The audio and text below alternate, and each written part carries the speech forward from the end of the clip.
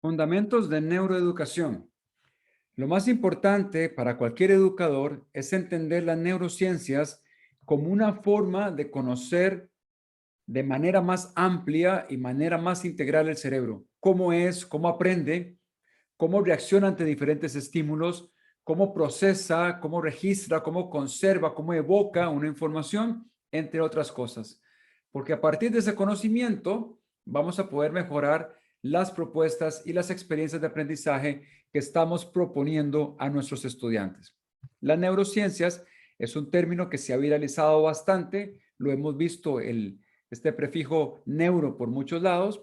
Y bueno, ¿qué son las neurociencias? Vamos a empezar por ahí. Es algo muy sencillo, es aquel conjunto de disciplinas que estudian el sistema nervioso desde diferentes ámbitos. ¿Cuáles son estos ámbitos?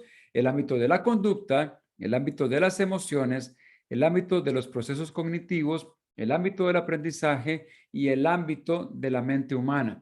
De acuerdo a Portellano, hay dos orientaciones que tienen las neurociencias. Una orientación es la conductual y la otra es la no conductual y depende del énfasis que se haga cada una de ellas, si el énfasis está en el sistema nervioso o si está en el comportamiento. Las de tipo no conductual se encargan de estudiar el sistema nervioso, como mencioné anteriormente, y hay algunas disciplinas encargadas de esta área o de esta orientación, como la neuroanatomía, la neurobiología, la neurofisiología o la neurogenética.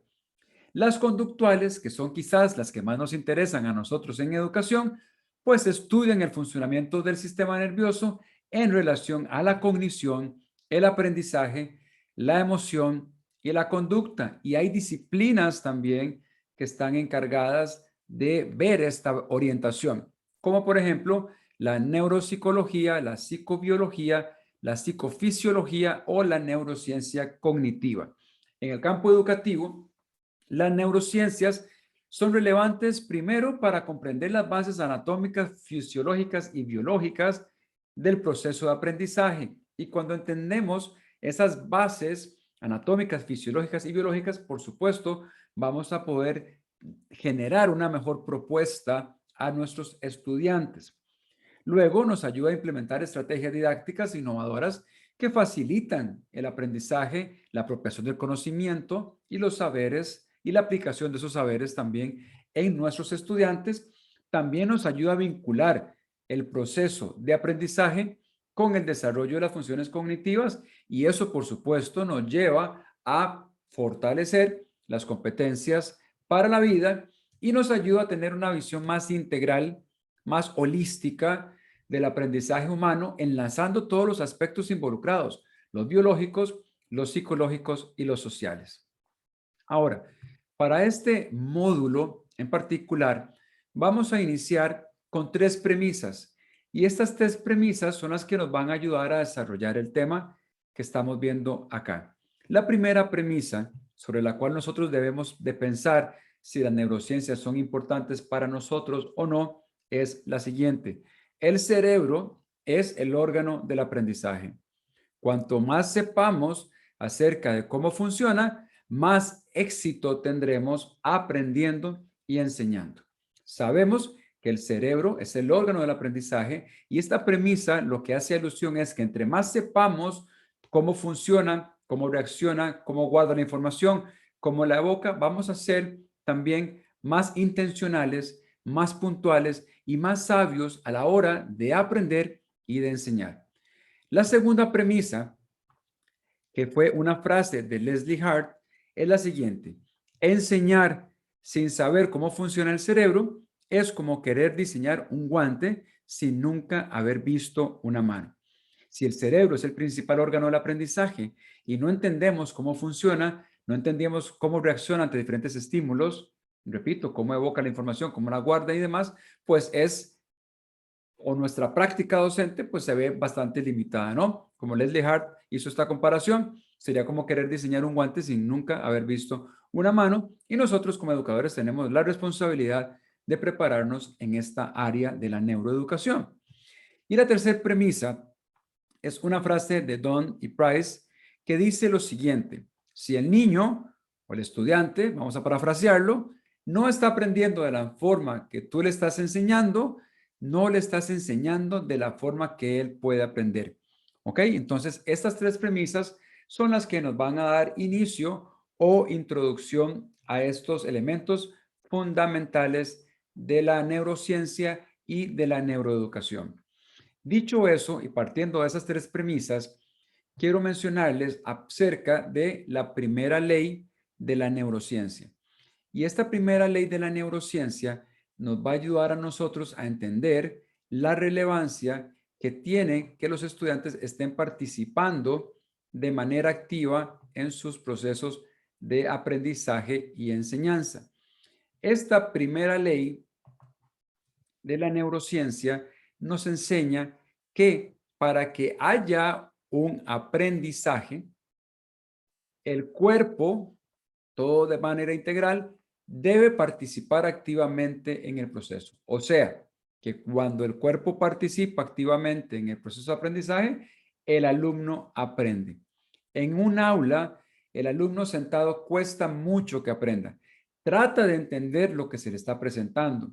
Sin embargo, cuando el estudiante está en movimiento, cuando puede participar, cuando sus diferentes, no solamente partes del cuerpo, sino sus diferentes sentidos están participando, tiene mucho más oportunidad de consolidar los aprendizajes. Cuando tiene la oportunidad de demostrar lo entendido, de aplicar lo que sabe, pues tiene mucho más efecto. Una persona que ha estado sentada 6 horas, 8 horas, ¿cuánto piensas que puede retener de clases en el día? La verdad es que es muy poco. Algunos expertos consideran que menos del 30%. Ahora, si ellos están, en lugar de estar sentados de manera pasiva, están participando de manera activa con trabajo práctico, con metodologías activas, pues ¿cuánto crees que podrían contar ellos al día siguiente? Pues es mucho. Esa es la diferencia entre entender y aprender. Bien, y muchas veces creemos que porque dimos la clase el alumno ya lo aprendió y no es así. Simplemente lo oyó, trató de procesarlo y en el mejor de los casos captó la atención y en el mejor de los casos algo quedó, pero no crea redes neuronales suficientemente fuertes cuando el estudiante está sentado de forma pasiva. Ahora, quiero mostrarles una gráfica que muestra esto también, adaptado a la pirámide de aprendizaje de William Glasser y Cody Blair. Al lado izquierdo, vemos que cuando el receptor está pasivo, o sea, el estudiante es pasivo, la posibilidad de aprendizaje es de 5% aproximadamente de lo que escucha, 10% de retención de lo que está leyendo, 20% de lo que escucha y observa. O sea, en una clase magistral, nuestro margen es aproximadamente de un 20%. Algunos expertos hablan de un 30% cuando el estudiante está escuchando y observando. O sea, que en una clase de 1 hora, pues lo que le quedará al estudiante máximo será un 20 o un 30% de ese espacio. Ahora, 30% cuando se le demuestra algo, 50 cuando está escuchando, observando, debatiendo y expresando, o sea, cuando tiene un poquito ya de acción, pasándonos al lado derecho, que es diferente cuando el receptor está activamente participando en su proceso de aprendizaje, está debatiendo, expresando, practicando, demostrando su conocimiento, generando proyectos, generando investigaciones, haciendo, o sea, aprender haciendo, pues aquí suma o avanza hasta un 90% de efectividad. Entonces, eso es importante tenerlo en cuenta porque está asociado a la primera ley de la neurociencia de cómo el cerebro aprende. La segunda ley de la neurociencia es muy interesante también y muy puntual para nosotros como docentes. La segunda ley de la neurociencia es la función de la supervivencia. ¿Qué significa esto? Que el cerebro va a aprender aquellas cosas que son de suma importancia en el futuro. A ver, como un ejemplo, si el estudiante o el cerebro no entiende por qué un contenido es relevante, por qué esto es de vida o muerte, por qué es tan importante para el futuro, el cerebro lo va a desechar. El cerebro es sumamente inteligente y entiende que si hay algo que no me va a servir en el futuro, simplemente lo desecha. Y tenemos nosotros la responsabilidad, en base a esta segunda ley de la neurociencia, pues de contextualizar en la mayor parte que podamos todos aquellos elementos o contenidos que estemos dando a los estudiantes. Bien, partimos entonces ya de las premisas de las dos leyes de la neurociencia y ahora pues vamos a tener 5 áreas importantísimas, muy elementales, muy básicas, que están relacionadas al aprendizaje. Primero, el cerebro aprende principalmente mediante imágenes. Las clases magistrales, como decía anteriormente, no son tan efectivas para lograr un aprendizaje significativo y un aprendizaje efectivo. O sea que si el cerebro aprende principalmente mediante imágenes, usemos todos los recursos visuales que podamos. Imágenes, mapas conceptuales, mapas mentales, collage, infografías, materiales audiovisuales. ¿Por qué? Porque esas van a generar o a ejercer una estimulación en el cerebro que propicia una participación directa en el aprendizaje. El segundo punto es que el cerebro es interactivo, o sea que para conectar con las emociones es imprescindible el uso de tecnologías de gamificación o de juegos o actividades lúdicas como medio de estimulación y complementación del aprendizaje. Tercer punto, sumamente importante, es que el cerebro necesita emoción. De hecho, podemos decir con toda certeza que sin emoción no hay aprendizaje. De hecho, la emoción y la cognición están estrechamente relacionados. Es importantísimo llegar a la parte emocional y poder conectar con nuestros estudiantes para que la información permanezca más tiempo y el aprendizaje sea eficaz. Cuarto elemento, el cerebro es social. El cerebro es un órgano social. Aprendemos de los demás y con los demás y debemos nosotros promover el trabajo cooperativo, favorecer la empatía y el desarrollo de habilidades sociales en las dinámicas que hacemos. Por eso, una metodología como el aprendizaje cooperativo es tan efectiva para lograr esto. También el cerebro es natural. El alumno tiene que ser un agente activo de su aprendizaje, como lo mencioné anteriormente. Por lo tanto, se necesita movimiento, manipular y crear un entorno estimulador. Y lo último, el cerebro necesita estar sano. Esto tiene que ver con la realidad de que la alimentación, el dormir, el estar hidratado son sumamente importantes para que el estudiante o el cerebro del estudiante tenga una condición óptima para aprender. Muchas veces en la escuela se les quita el agua, no se les deja tener agua o hidratarse, en las aulas a veces son muy cerradas y esto por supuesto que afecta. Tenemos que promover nosotros una cultura de buena alimentación y descanso para que el cerebro esté en un estado óptimo para aprender.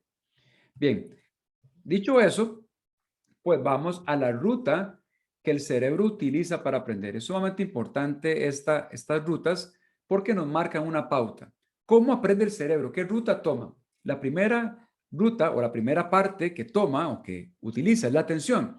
De hecho, la atención es el primer mecanismo de aprendizaje que tenemos. Luego que se ha logrado prestar atención a algo, o sea, logramos cautivar la atención del estudiante, pues ahí empiezan a haber conexiones sinápticas o conexiones neuronales. Sabemos que las conexiones entre neuronas es lo que va produciendo también el aprendizaje y que es necesario pues estimular estas conexiones para que haya un aprendizaje para la vida.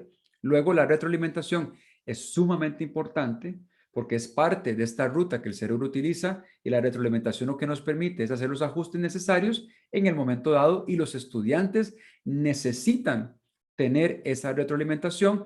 Luego entramos a los sistemas de memoria, que les voy a explicar en un momento, y ejercitar lo aprendido. Toda cosa que queramos aprender va a pasar por esta ruta o por estos pasos en nuestro cerebro. ¿Y qué es el último de ejercitar lo aprendido? Es que tengamos repetición, frecuencia, duración y aplicabilidad. Todo lo que queramos aprender siempre va a requerir que lo repitamos, que haya una frecuencia con duración y aplicabilidad. Si no, no sucede. ¿Ok? Entonces, esta es la ruta que el cerebro utiliza. Dicho eso, sabemos que si no logramos cautivar la atención de los estudiantes, pues va a ser muy difícil que sigamos a los siguientes pasos. Dicho eso, pues ya podemos hablar de un aprendizaje compatible con la forma en que los estudiantes aprenden. Y algunos expertos pues están un poco de desacuerdo con esta frase porque dicen que el cerebro ya aprende de por sí y que todo aprendizaje en el cerebro es efectivo o compatible. Sin embargo, aquí estamos hablando de cómo a través de lo que la investigación nos ha enseñado, podemos ser más efectivos nosotros en la clase. Y acá un elemento sumamente importante que lo mencioné anteriormente y que lo vamos a desarrollar en, esta, eh, en este primer módulo, pues es que el cerebro necesita emoción. ¿Y por qué necesita emoción el cerebro? Bueno, resulta que los mecanismos de aprendizaje que tenemos, la atención, la motivación y las memorias, son estimulados a través de la emoción. ¿Por qué a través de la emoción? Porque la emoción libera dopamina. La dopamina es un neurotransmisor que, entre otras múltiples funciones, se encarga de activar precisamente estos mecanismos: la atención, la motivación y las memorias, que son mecanismos esenciales en el aprendizaje. Cuando hablamos de la atención, pues tenemos que entender que es una de las áreas que quizás tenemos más lucha. Si tenemos hijos o los que tienen hijos saben que es una lucha también con ellos, y en la clase ni se diga. Siempre estamos tratando de llamar la atención, de fulanito, póngame atención, y estamos con esta lucha, ¿no? Y el cerebro siempre mira el entorno, todo en el entorno, dado que quiere sobrevivir. De hecho, la función principal del cerebro es mantenernos vivos. Y si el entorno cambia, el cerebro tiene atención plena, podemos tener o lograr una atención plena. Entonces, cuando tenemos un entorno de aprendizaje cambiante, obviamente no en exceso, pero lo suficiente como para estar estimulado, el cerebro es más sencillo que responda plenamente. Entonces, nadie dijo que era fácil. Nosotros debemos cuidar el tono, el entorno, la luz, sacarlos a caminar y hacer actividades distintas también para empezar a cautivar su atención. Y por supuesto, si lo que estamos presentando es de importancia para ellos, es relevante, es del agrado, lo podemos contextualizar, pues obviamente es más seguro que logremos captar la atención de ellos. ¿Y qué sucede? Que es importante conocer que vivimos en la era de las multitareas y nunca en la historia de la humanidad se cree que hemos tenido tantos distractores como los que tenemos actualmente, y nosotros estamos compitiendo con eso con nuestros estudiantes. Que el perro no para de ladrar, que tengo tarea, que tengo que ir a jugar, que la contraseña, que la red social.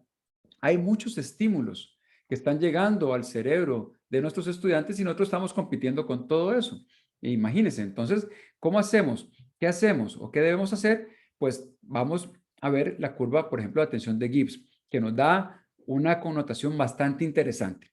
Esta curva de atención de Gibbs nos muestra que los primeros 5 minutos son excepcionalmente importantes cuando queremos lograr la atención de nuestros estudiantes. Y muchas veces esos primeros 5 minutos los desperdiciamos pasando lista, arreglando cosas técnicas, etcétera, etcétera, cosas administrativas.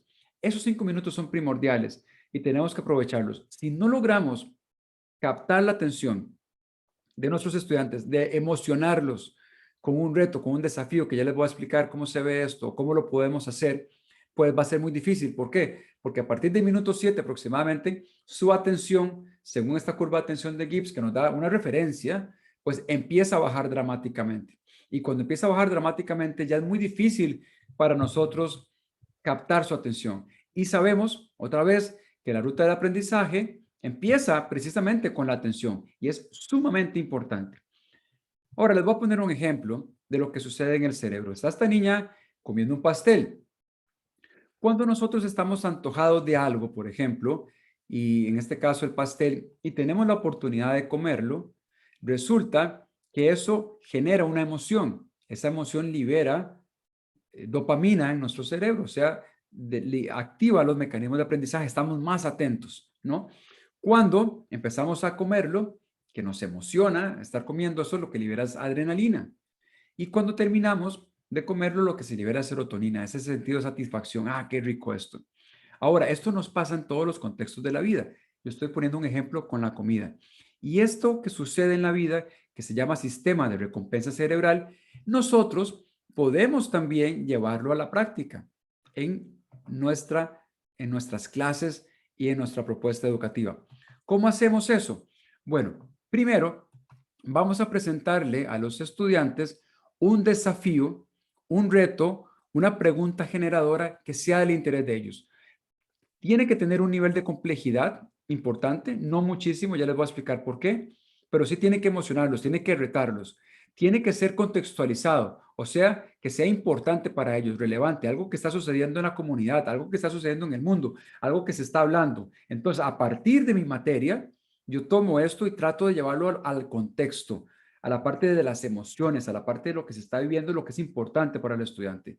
Y eso lo hacemos, presentamos este desafío, este problema, este reto, esta pregunta generadora, cuando iniciamos la clase, en esos primeros 5 minutos. ¿Y qué sucede? Que cuando la curva de atención de Gibbs empieza a bajar, bueno, vamos a la acción. Vamos a aprender haciendo. Los estudiantes van a juntarse en equipos de trabajo en cooperativo o lo van a hacer de manera individual y van a tratar de llevar adelante la solución a través de una investigación, a través de una indagación, a través de desarrollar un proyecto y pasamos a la acción. Y eso, por supuesto, nos libera a nosotros como docentes en el sentido de que podemos estar apoyando a aquellos que les está costando o a aquellos que tienen una necesidad especial, una necesidad educativa especial. ¿Por qué? Porque los demás van a estar actuando, van a estar activos, participando, van a estar tratando de resolver la dinámica que le propusimos, inclusive aprendiendo también de manera autónoma. O sea, están aprendiendo a aprender. Y esta acción, como el ejemplo del pastel, lo que libera es adrenalina. Y aquí vemos al estudiante full, con todo su ánimo, con toda su potencia, desarrollando la actividad propuesta. Y bueno, cuando el estudiante es capaz de resolver lo que se le propuso, pues esa satisfacción por el logro alcanzado lo que libera es serotonina.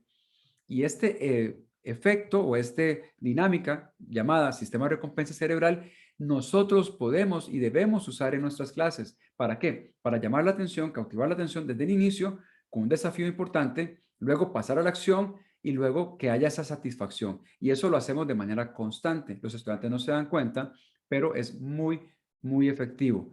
Si nosotros quisiéramos mantener la atención en una clase magistral por 60 minutos, va a ser prácticamente imposible y vemos escenarios como o charlas como las de TED Talk que duran máximo 18 minutos, siendo las mejores las de 12 o 10 minutos. ¿Y por qué sucede eso? Porque es muy difícil cautivar y mantener a la audiencia atenta por más de ese tiempo. ¿Cómo se ve esto a nivel de estrés? Se ve así.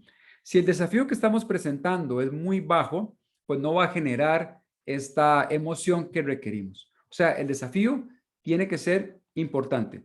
Tiene que ser algo que le cueste al estudiante, pero que le cueste y que pueda resolver. ¿De acuerdo? Ahora, cuando eso sucede, llegamos a un mayor rendimiento. Y aquí ustedes saben que el estrés siempre tiene una connotación negativa, no debiera tenerla, porque hay un estrés que es necesario tener cada uno de nosotros y los niveles de cortisol adecuados para desarrollar las actividades y tener mayor rendimiento en ellas. El estrés bueno se llama euestrés.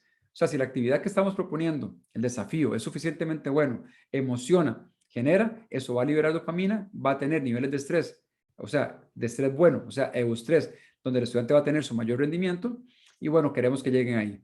Si el desafío que se le está presentando es muy complicado para el estudiante, cuidado porque lo que generaría es un distrés o el estrés malo, que lo que podría crear es un ambiente no resonante o una experiencia paralizante, como lo llama Howard Gardner, y puede haber un rechazo al aprendizaje.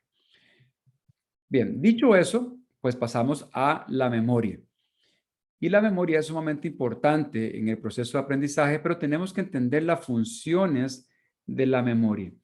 Y la memoria es sin duda un proceso cerebral impresionante y sabemos que mediante él el sistema nervioso codifica, organiza y almacena los sucesos pasados de forma tal que en ocasiones permite recordarlos de manera consciente y hacer evocación de ellos e inclusive nos ayuda para la vida cotidiana. La memoria no es una función cerebral estática ni es una función cerebral única ni aislada, sino que más bien se comporta como un conjunto de funciones cerebrales distintas, pero que están estrechamente relacionadas y que están orientadas hacia un mismo fin. Por eso es que llamamos a la memoria sistemas de memoria. En resumen, pues la memoria es un proceso cognitivo a través del cual se codifica, o sea, es ese procesamiento de la información que se atiende con el objetivo de almacenarla luego. Luego el almacenamiento, que crea y mantiene un registro temporal o permanente de la información, y aquí depende muchísimo la metodología que estemos utilizando.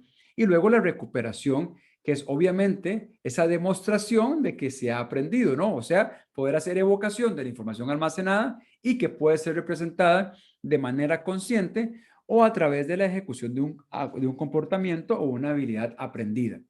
Ahora, ¿por qué llamamos sistema de memorias? Bueno, llamamos sistemas de memoria porque hay varios tipos de memoria.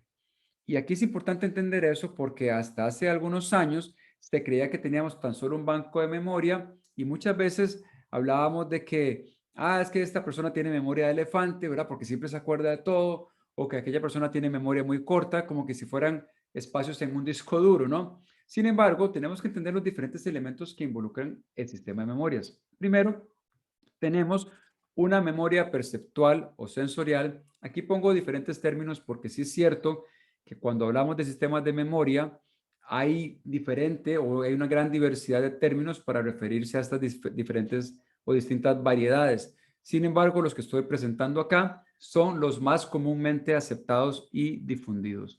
Esta memoria perceptual es una memoria muy corta, de 6 a 8 segundos aproximadamente, y es la que entre todos los estímulos que se están recibiendo decide qué pasar a un proceso cognitivo, un proceso intelectual superior, o sea, qué pasa a las memorias temporales.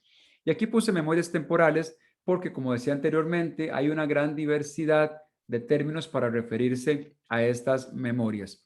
Pero las memorias temporales las podemos clasificar en memoria a corto y mediano plazo. La diferencia entre ellas es que algunos expertos dicen que la memoria a corto plazo puede almacenar la información por algunas semanas y otros dicen que si se almacena por varias semanas, esa es una memoria a mediano plazo y que la memoria a corto plazo debiera ser una memoria que mantiene la información por un corto periodo de tiempo, tal vez hablando de segundos y demás. No vamos a entrar en esos tecnicismos porque creo que no son importantes.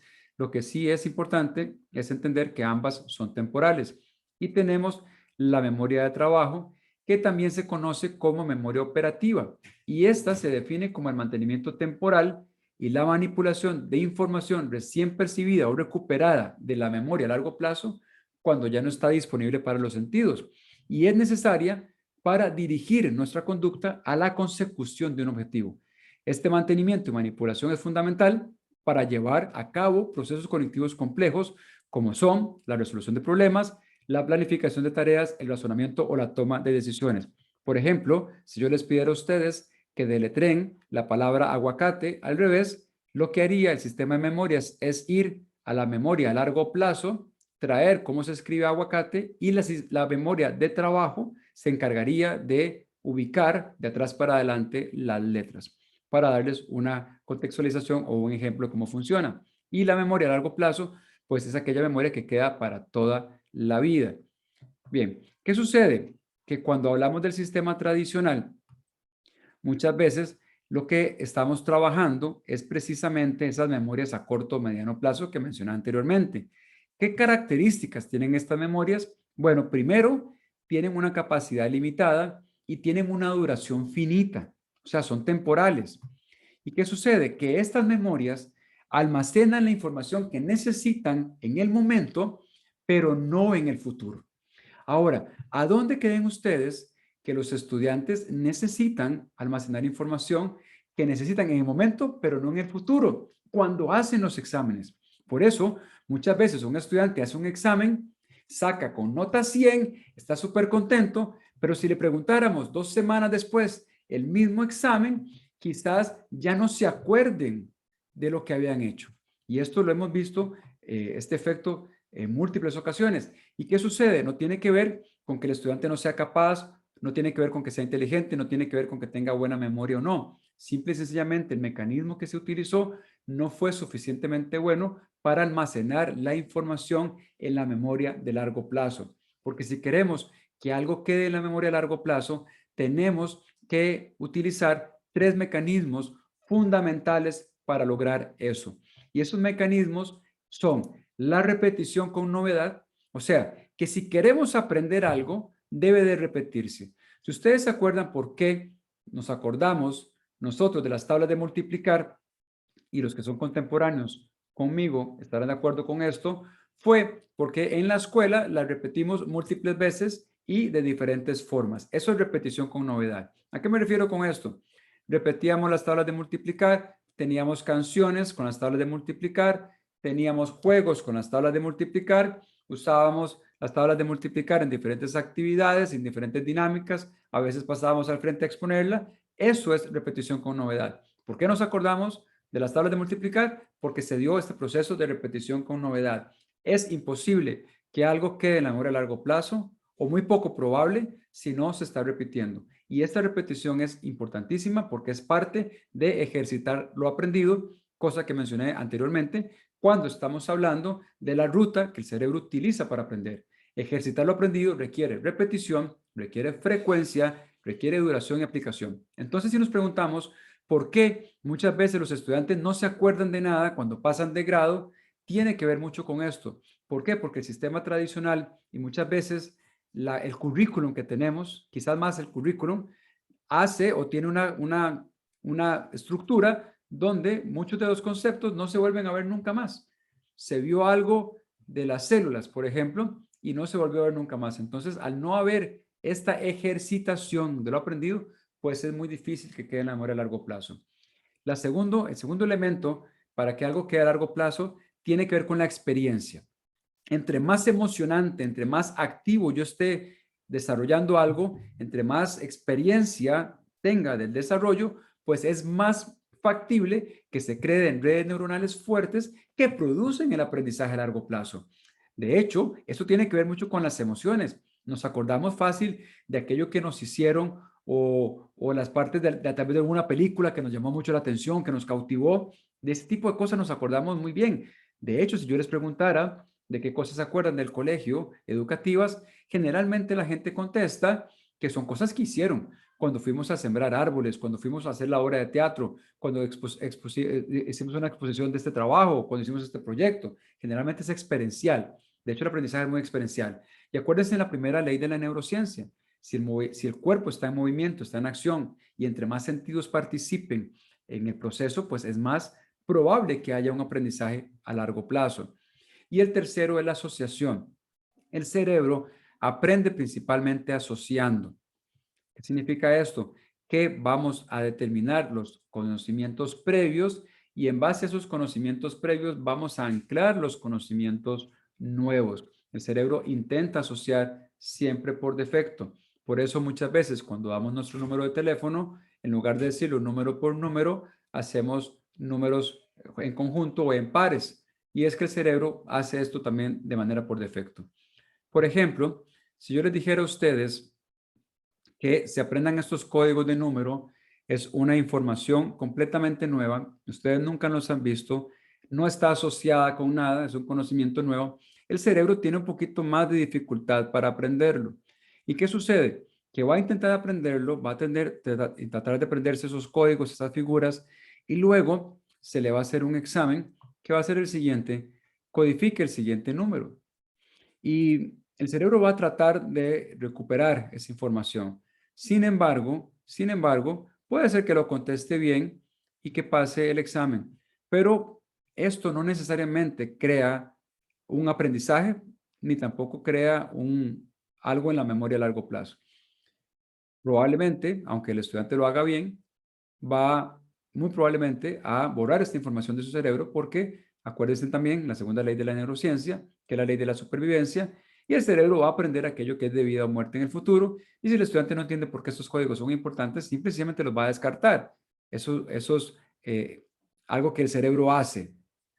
Bien, ahora, ¿qué pasa si en lugar de hacer eso, yo hago lo siguiente y les digo, bueno, estos códigos salen o nacen de algo que ya conocen como un pad numérico? Ah, vea qué diferencia. ¿Por qué? Porque el estudiante ya va a poder hacer una relación entre algo que domina, algo que conoce, algo que ha utilizado múltiples veces y ya entiende de dónde nace esto. Cuando nosotros logramos hacer este tipo de dinámicas en nuestra práctica docente, logramos tener aprendizajes mucho más efectivos. Entonces, si, si la memoria es importante, por supuesto, es parte de los mecanismos de aprendizaje que tenemos, de los más importantes, junto con la atención y la motivación. Si entendemos que es necesario que el cerebro sea capaz de recuperar información para poder aplicarla en un contexto dado, y sabemos que tenemos información, tal vez en nuestro currículum, en nuestras dinámicas que estamos haciendo, pues vamos nosotros intencionalmente a aplicar esos mecanismos, repetición con novedad, experiencia y asociación. ¿Para qué? Para lograr eso. Y si el estudiante sale del colegio y pasan 5 o 10 años, que se acuerde de eso. Acuérdese en el dicho que lo que se aprende bien nunca se olvida. ¿Ok? Esa es una forma de aprender algo bien. Bueno, como reflexión de esta sesión, tenemos varios puntos. Primero, las neurociencias nos ayudan a tener una mirada, por supuesto, más integral de cómo aprenden los estudiantes, considerando todos aquellos factores no tomados en cuenta muchas veces en el proceso. También vimos que podemos realizar pequeños, grandes cambios que pueden generar una mejora importantísima en el desempeño de los estudiantes. Aprendimos también que despertar la emoción es fundamental para que suceda el aprendizaje y que tanto la atención como la memoria deben ser entendidas para lograr los mejores resultados. Yo estoy convencido de que todos queremos estudiantes felices, estudiantes que están en su estado óptimo de emoción, de aprendizaje y que cuando logramos hacer esto vamos a ser sumamente eficientes también con ellos, que es lo que todos queremos. Les dejo unas referencias utilizadas en este módulo para que las puedan ver y nos vemos en próximos módulos.